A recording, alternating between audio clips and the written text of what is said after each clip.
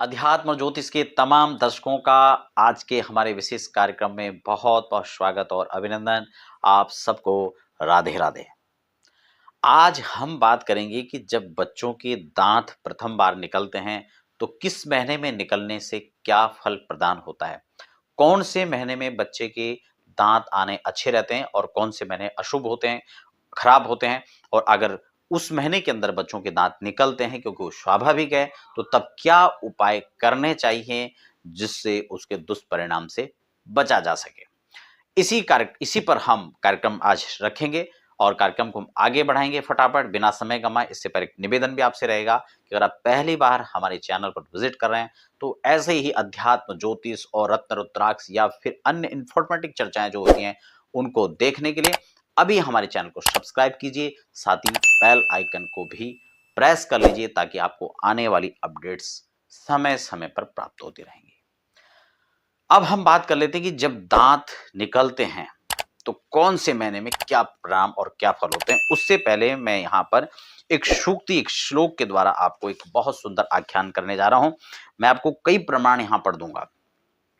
यहां पर दंतोत्पत्ति का वर्णन में लिखा हुआ है कि जन्मतः पंचमासेषु दंतोत्पत्तिर्न शोभना शुभासस्तादिकी गेया न सदंत जन्नी शुभा। क्या मतलब हुआ? कहा कि जन्म से 5वें महीने तक बच्चे के जब दांत निकलते हैं तो अशुभ होते हैं। अब कौन से महीने में क्या शुभ होता है वो भी मैं आपको बताऊंगा। साथ में लिखा हुआ 6ठे महीने से शुभ होता है। ठीक है ना, ये यहाँ पे बहुत सूक्ष्म सूक्ति के साथ यहाँ पर लिखा हुआ है। अब मैं डिटेल में आपके साथ यहाँ पर चर्चा करता हूं कि वो कौन कौन से महीने हैं और किस किस परिणाम प्रकार का उसमें परिणाम होता है और उपाय भी मैं अंत में आपको बताने वाला हूं। इसमें यहां पर लिखा हुआ है कि बालक का जब जन्मते ही अगर दांत निकले, क्योंकि बहुत सारे, वैसे अक्सर तो होता नहीं है लेकिन हाँ अपवाद स्वरूप कभी ऐसा हो सकता है कि बच्चे के जन्म से ही दांत निकले हों, तो ये शुभ नहीं होता है। ठीक है, अगर बालक के जन्मते ही दांत निकले तो माता पिता के लिए खासकर अनिष्टकारी होता है और वैसे भी इसको शुभ नहीं माना जाता। एक अशुभ असंकेत भी आप इसको कह सकते हैं। हालांकि ये आमतौर पर ऐसा नहीं होता है, लेकिन हाँ अपवाद स्वरूप ऐसा हो सकता है। बहुत कम देखने को ऐसा आता है और हमारी संज्ञान में तो आज तक ऐसा आया नहीं है।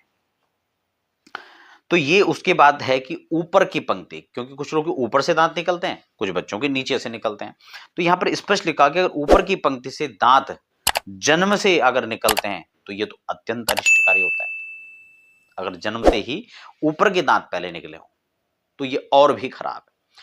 पैदा होते ही दांत निकले ये तो खराब है ही, लेकिन अगर ऊपर के सबसे पहले निकले हैं, सॉरी पहले से ही अगर ऊपर के दांत निकले हुए तो और भी अत्यंत खराब उसको माना जाएगा। अब है प्रथम बार पंक्ति में 2 दांत निकलते हैं। अक्सर ऐसा होता है 1 या 2 दांत पहली बार में निकलते हैं, लेकिन ऊपर की पंक्ति में अगर दांत निकले तो ये भी शुभ नहीं होता है, चाहे वो किसी भी महीने निकल रहा है। दांत नीचे से आना शुभ माना जाता है। अगर ये प्रथम बार ऊपर की पंक्ति में दांत निकलता है तो ये मातृपक्ष को भय होता है। यानी आप ये कह सकते हैं कि नाना नानी या ममेरे पक्ष को, उनके बंधु बांधव, वहां पर ये थोड़ा सा अनिष्टकारी कष्टकारी माना जाता है। मामा पक्ष को इसकी शांति करनी चाहिए। ठीक है, और ये जरूरी नहीं कि कई बार क्या होता है कि माता पिता भय के मारे या उनको अच्छा नहीं लगेगा तो वहां पे नहीं बताना चाहते इस मैटर को। तो ये कोई जरूरी भी नहीं है कि वो इसको प्रकट करके इसकी शांति कराएं। ठीक है ना, वो खुद भी कर सकते हैं और अदरवाइज अगर उनको इन्वॉल्व भी करना चाहते हैं तो वो कुछ अलग प्रकरण, अलग पूजा कह करके उसको कर सकते हैं।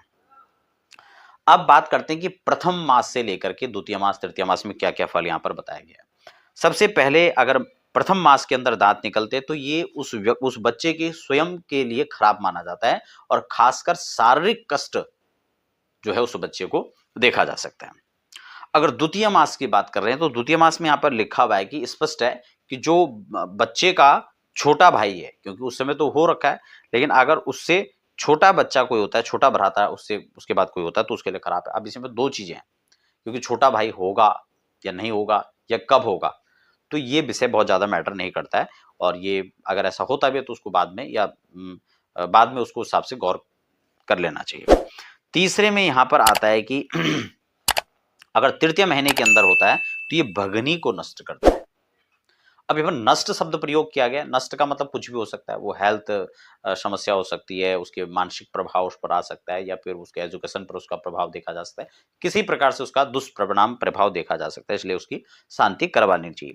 चतुर्थ महीने में अगर होता है तो भाई के लिए कष्टकारक होता है। अब वो बड़ा भाई है, छोटा छोटा तो खैर वो तो बात का विषय है, लेकिन भाई को जो है यहाँ पर लिखा हुआ है कष्ट।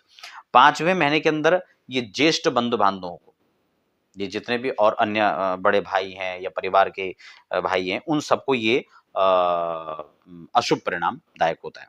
छठे महीने में बहुरोग, अगर छठे महीने के अंदर बच्चे का दांत निकलते हैं, ठीक है ना, इसमें मैं बार बार कह रहा हूँ, ऊपर के दांत का और नीचे के दांत का, इनका भी स्वतंत्र रूप से अलग अलग प्रभाव है, लेकिन छठे महीने में अगर बच्चे के दांत निकलते हैं तो ये बहुरोग कारक यहाँ पर लिखा है, यानी ये शारीरिक जो रोग हैं, शारीरिक जो दिक्कतें हैं उसको बढ़ाने वाला हो सकता है।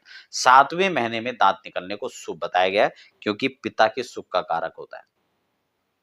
ये पिता के लिए सुख है, पिता के लिए शुभ है, पिता के लिए शुभ कारक है, यानी उसके पिता के लिए अच्छा संकेत है। और अष्टम महीने में यदि दांत निकलते हैं तो ये पुष्टि कारक होता है, पुष्टि वर्धन करने वाला होता है, ठीक है ना, वो उसकी क्षुधा निवृत्ति कराने वाला हो सकता है, वो उसके जीवन को आगे, उसके जीवन में मंगलमय का एक सूचक है अष्टम महीने में निकलना। उसके 9वें महीने में अगर दांत निकलते हैं बच्चे के, तो ये व्यक्ति के, ये बच्चे के धनवान होने का एक जो है सूत्र और सूक्त हो सकता है। इसीलिए मैंने यहाँ पर जो आज का थंबनेल था, उसमें मैंने खासकर यही पॉइंट इसमें लिखा था कि कौन से महीने में बच्चे धनवान होंगे अगर उनका दांत इस महीने के अंदर निकलता है। तो वो कौन सा महीना है आप उसको नोट कर सकते हैं कि नवम मास के अंदर हर बच्चे का दांत आना, चाहे वो बेटा हो बेटी हो, उससे कोई फर्क नहीं पड़ता, वो बच्चे के लिए शुभ कारक होगा। और उसमें भी अगर नीचे के दांत आते हैं तो अत्यंत भी शुभ कारक हो सकता है। 10वें मास में, अगर 10वें महीने में बच्चे का अगर जो है दांत निकल रहे हैं तो ये सुख और वैभव को बढ़ाने वाला होगा। बच्चा अपना जीवन में लग्जरी सुखों को प्राप्त करेगा। अब वो चीज़ अलग है कि यहाँ पर उसके जन्म कुंडली के जो प्लैनेट्स हैं वो भी इसमें मायने रखते हैं। उनको भी आप निरीक्षण परीक्षण करा सकते हैं और हर चीज़ें उसी हिसाब से उसको देखना चाहिए। 11वें महीने में भी ये सुख वृद्धि, यानी 10वें और 11वें में दोनों में एक सुख समृद्धि का जो है ये सूचक माना जाता है। और अगर 12वें महीने में दांत निकले तो विशेषकर धनी का योग यहाँ पर बताया, यानी 9वें के अंदर और 12वें के अंदर 2 मास में अगर बच्चों के जन्म के जो दूध के दांत है वो निकलते हैं तो बहुत शुभ माना जाता है। अब इसमें यह है कि जो अशुभ महीने उसमें अगर निकलते हैं तो क्या उपाय करना चाहिए? उससे पहले हम ये भी समझ लें कि जब दांत बच्चे के आप पहली बार तोड़ते हैं तो उनको क्या करना चाहिए? कई बार उनको जो है लोग ऐसे ही फेंक देते हैं, तो उसको ऐसे ही इधर-उधर कहीं नहीं फेंकना चाहिए। उनको एक सुनिश्चित ऐसे स्थान पर डालना चाहिए कि जहाँ आप ये कह सकते हैं कि वो या तो आप मिट्टी में कहीं इस तरह से डाल दें कि वहाँ जो है वो स्वतः रूप से नष्ट हो जाए, वहाँ उसको जो है कोई दुरुपयोग ना करे, या कहीं ऐसी जगह आप फेंकते हैं रोडों में जो बार-बार पैरों के नीचे आ रहा है, या कोई उसे उठाकर इधर-उधर ले गया, कुछ में हो सकता है तंत्र का प्रयोग भी कोई कर सकता है। तो इसलिए पहले बार के जो बाल हैं, या फिर वैसे तो बालों का हमेशा ध्यान रखना चाहिए। बाल हैं या फिर दाँत हैं या शरीर का कोई भी ऐसा चीज़ है, यहाँ तक कि कपड़ा भी अगर आप पहनते हैं तो उसको भी आप इधर-उधर ऐसे ही ना फेंकें। उसको भी नमक पानी से धो कर के आप किसी को दें, या फिर आप दुरुपयोग करते हैं, फेंकते हैं, तो आप इस प्रकार से कर सकते हैं। ठीक है ना? अब बात शांति की आती है कि उसमें शांति का प्रावधान क्या होना चाहिए?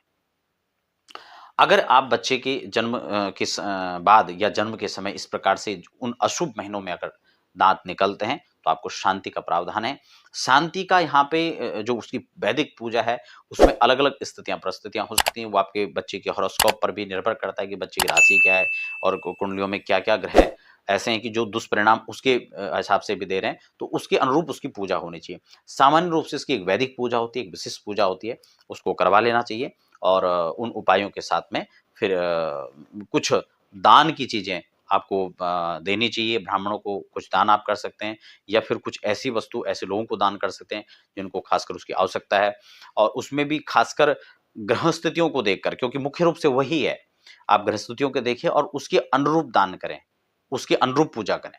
क्योंकि कई बार क्या होता है कि हम पूजा भी कर रहे हैं, उसका दान भी कर रहे हैं, लेकिन कर एक सामान्य रूप से रहें, हम उसपे विशेष विचार करके नहीं कर रहे हैं, ताकि उसका पूरा, अगर विचार करके करते हैं तो उसका पूरा प्रभाव आपको मिलेगा। तो आज की जो चर्चा थी वो काफ़ी इन्फॉर्मेटिव थी, आपको बहुत कुछ जानने को और समझने को मिला होगा। मिलते हैं फिर एक नए कार्यक्रम के साथ, तब तक के लिए आप सबको राधे राधे।